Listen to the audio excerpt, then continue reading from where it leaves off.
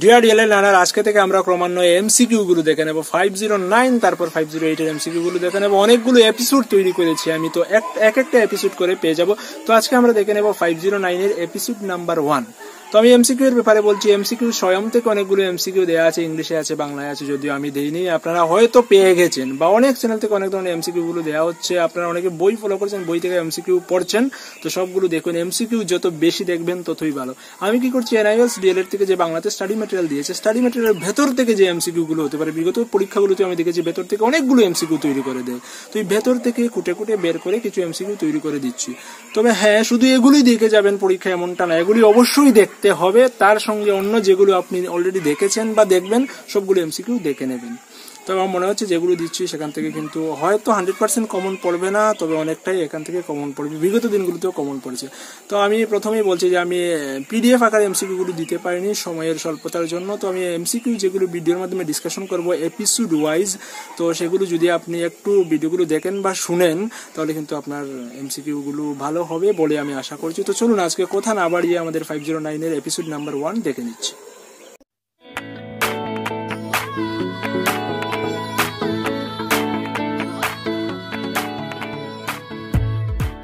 প্রথমে জেনে নেব কিছু গ্রন্থ এবং তার গ্রন্থকারের নাম, যেমন স্পিরিট অফ দ্য ল গ্রন্থের রচয়িতাকে, যদি সেটা আসে আনসার হবে মন্তেস্কু।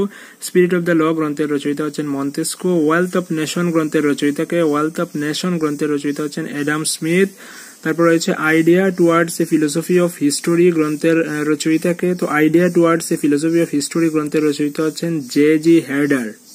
নিচের কোনটি সমাজবিজ্ঞানের প্রকৃতি বলে 4টা অপশন, যে এ হচ্ছে মানুষের কার্যকলাপের উপর প্রত্যক্ষ প্রভাব, বি হচ্ছে মানব সম্পদের অগ্রগতির গবেষণা, সি হচ্ছে মানব সম্পর্কের সত্য অনুসন্ধান করা, ডি হচ্ছে উপরের সবগুলি। তো এটা সঠিক উত্তর হবে অপশন ডি। তো এগুলো আমি আলোচনা করছি কোর্স 509 এর ব্লক 1 এর ইউনিট 1 থেকে। পরের প্রশ্ন, ভারতে সমাজ শিক্ষার ব্যবহার কবে শুরু হয়? তো ভারতে সমাজ শিক্ষার ব্যবহার শুরু হয় 1937 সালে, 1937 সালে। আধুনিক যুগ কবে শুরু হয়? তো আধুনিক যুগ শুরু হয় 8শ শতাব্দীতে। পরের প্রশ্ন, প্রাক আধুনিক যুগের বিস্তার কত?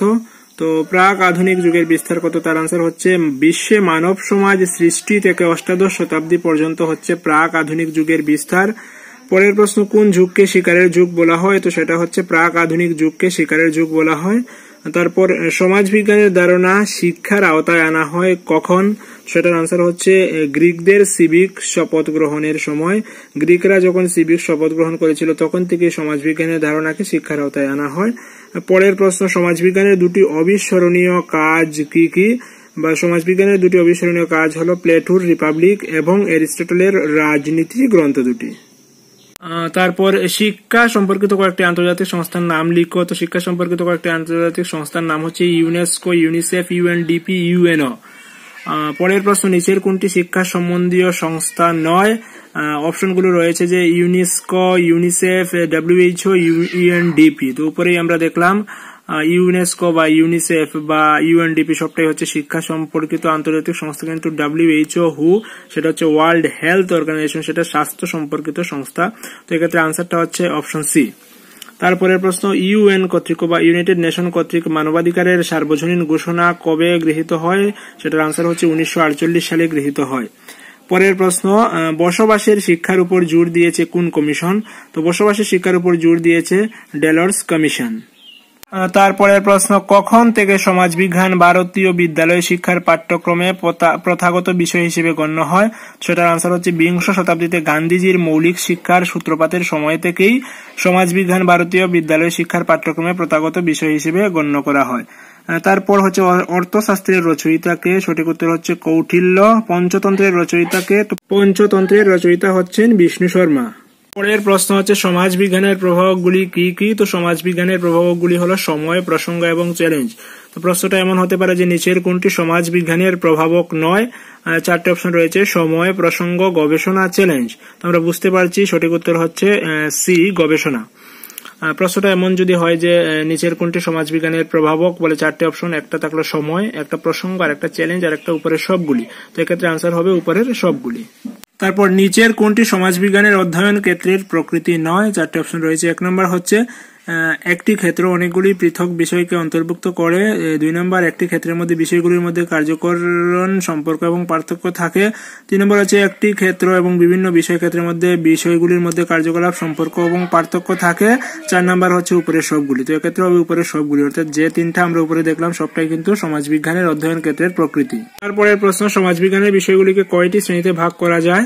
তো সমাজবিজ্ঞানের বিষয়গুলিকে 3টি শ্রেণীতে ভাগ করা যায়। একটা হচ্ছে বিশুদ্ধ সমাজবিজ্ঞান, একটা আধা সমাজবিজ্ঞান, একটা হচ্ছে সামাজিক প্রভাব যুক্ত বিজ্ঞান।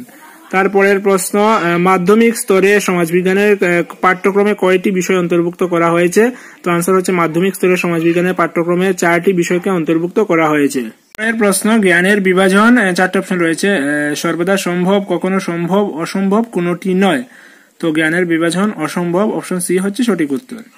পরের প্রশ্নটা হচ্ছে স্বাদের খাদ্য প্রস্তুতি, রক্ষণাবেক্ষণ ইত্যাদি কোন বিষয়ের সঙ্গে সম্পর্কিত? তো আনসার হচ্ছে সেটা হোম সায়েন্সের সঙ্গে সম্পর্কিত। 9 ব্লক 1 ইউনিট 2 থেকে আমরা দেখে নিচ্ছি এমসিকিউ। প্রথম প্রশ্ন হচ্ছে সিন্ধু সভ্যতা ভারতের কোন অঞ্চলে বিস্তৃত? তো সঠিক উত্তর হচ্ছে উত্তর পশ্চিম অঞ্চলে বিস্তৃত। তো এটা দেখবেন ভালোভাবে, এটা কিন্তু প্রিভিয়াস ইয়ারে একবার এসেছিল ওই প্রশ্নটা। পরের প্রশ্ন হচ্ছে সারা পৃথিবী সিন্ধু সভ্যতা সম্পর্কে জানতে পারে কখন? সেটা হচ্ছে 1826 সালে। পরের প্রশ্ন, আর্কিওলজিক্যাল সার্ভে অফ ইন্ডিয়া এর নির্দেশক কে ছিলেন? তো আর্কিওলজিক্যাল সার্ভে অফ ইন্ডিয়া নির্দেশক ছিলেন স্যার আলেকজান্ডার কানিংহাম। পরের প্রশ্ন, স্যার আলেকজান্ডার কানিংহাম কে ছিলেন? তো সেটার আনসার হবে যে স্যার আলেকজান্ডার কানিংহাম ছিলেন আর্কিওলজিক্যাল সার্ভে অফ ইন্ডিয়া এর একজন নির্দেশক। পরের যে প্রশ্ন রয়েছে দেখুন, যে হরপ্পা সভ্যতার জল নিরোধক স্নানাগার এবং শস্য ভান্ডার কে আবিষ্কার করেন? তো হরপ্পা সভ্যতার জল নিরোধক স্নানাগার এবং শস্য ভান্ডার আবিষ্কার করেন স্যার জন মার্শাল। পরের প্রশ্ন, মহেঞ্জোদারো সভ্যতা কে আবিষ্কার করেন? তো সেটার আনসার হচ্ছে আর.ডি. ব্যানার্জি 1921-22 সালে সেটা আবিষ্কার করেন। পরের প্রশ্ন, এশিয়াটিক সোসাইটি অফ বেঙ্গলের প্রতিষ্ঠাতা কে? সঠিক উত্তর হচ্ছে স্যার উইলিয়াম জোন্স। তারপর এশিয়াটিক রিসার্চ নামক পত্রিকা প্রথম প্রকাশ হয় কবে? সেটার আনসার হচ্ছে 1788 সালে।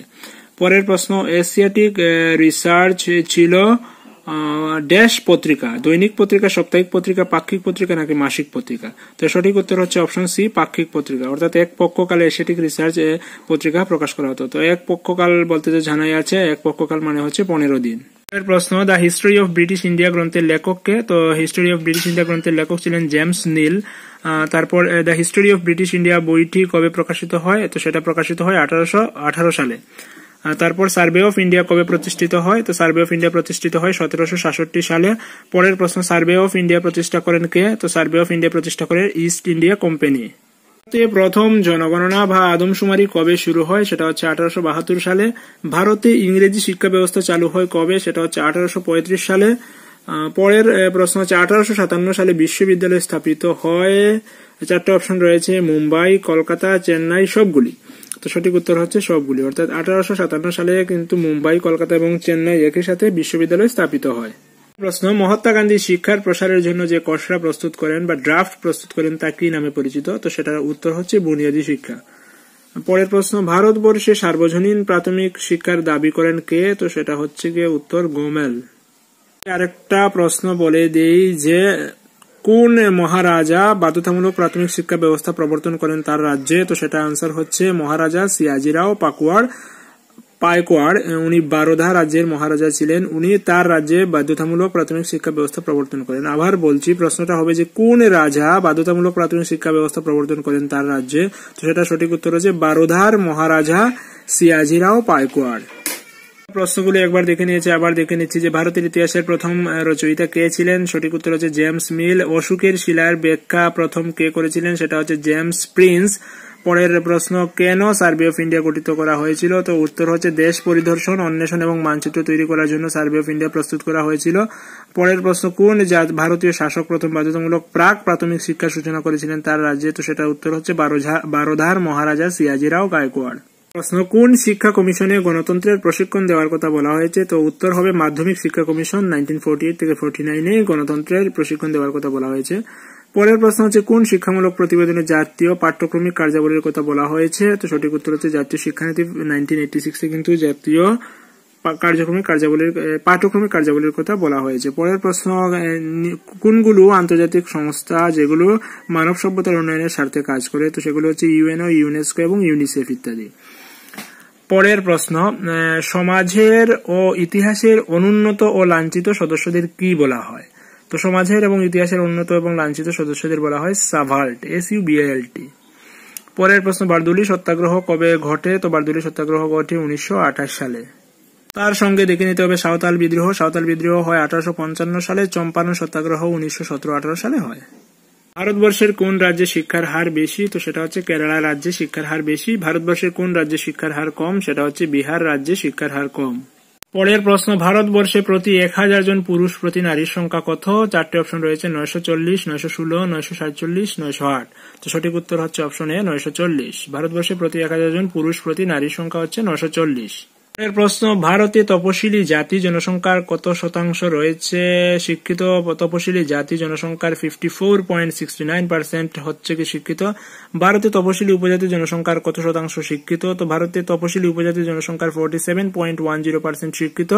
কোন রাজ্যে তপশিলি উপজাতি জনসংখ্যা সর্বাধিক? তো সেটা হচ্ছে ছত্তিশগড়ে।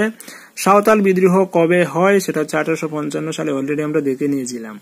পরের প্রশ্ন, ইতিহাস থেকে একটি সাবভাল্টার্ন আন্দোলনের নাম করুন। তো সাবভাল্টার্ন আন্দোলন, সাঁওতাল বিদ্রোহ, সিপাহী বিদ্রোহ প্রভৃতি। তো এখানে সাঁওতাল বিদ্রোহ 1855 দিয়ে দিলাম। পরের প্রশ্ন হচ্ছে, সাক্ষরতার হারের বিচারে কোন শ্রেণীটি সব থেকে পিছিয়ে পড়া শ্রেণী? সঠিক উত্তর হচ্ছে উপজাতি নারী সমূহ সবচেয়ে পিছিয়ে পড়া শ্রেণী সাক্ষরতার বিচারে। নেক্সট কোয়েশ্চেন, NCF 2005 এ নাগরিক শব্দের পরিবর্তে কোন নাম প্রস্তাব করা হয়েছে? সঠিক উত্তর হচ্ছে রাষ্ট্রবিজ্ঞান। NCF 2005 এ নাগরিক শব্দের পরিবর্তে রাষ্ট্রবিজ্ঞান শব্দটাকে প্রস্তাব করা হয়েছিল। পরের প্রশ্ন, NCF 2005 অনুযায়ী পাঠ্যপুস্তকের নশন পরিবর্তন করার কথা বলা হয়েছে। এই বিষয়ে কি পরিবর্তনের প্রস্তাব দেওয়া হয়েছে? তো তার উত্তর হচ্ছে পাঠ্যপুস্তককে উদ্দেশ্যমূলক করে তুলতে হবে। শিখন দৃষ্টিভঙ্গির পরিবর্তন আনা প্রয়োজন, যাতে শিক্ষার্থীরা জ্ঞান এবং দক্ষতা অর্জন করতে পারে। তো এপিসোড নাম্বার 1 আমি এখানেই শেষ করছি।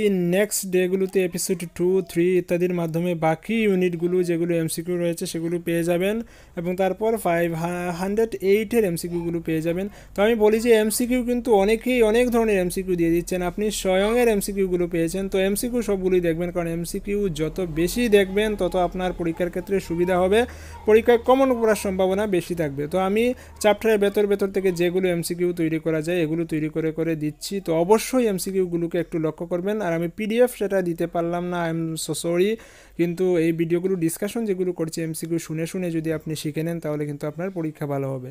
তো আজকে এখানেই রাখছি।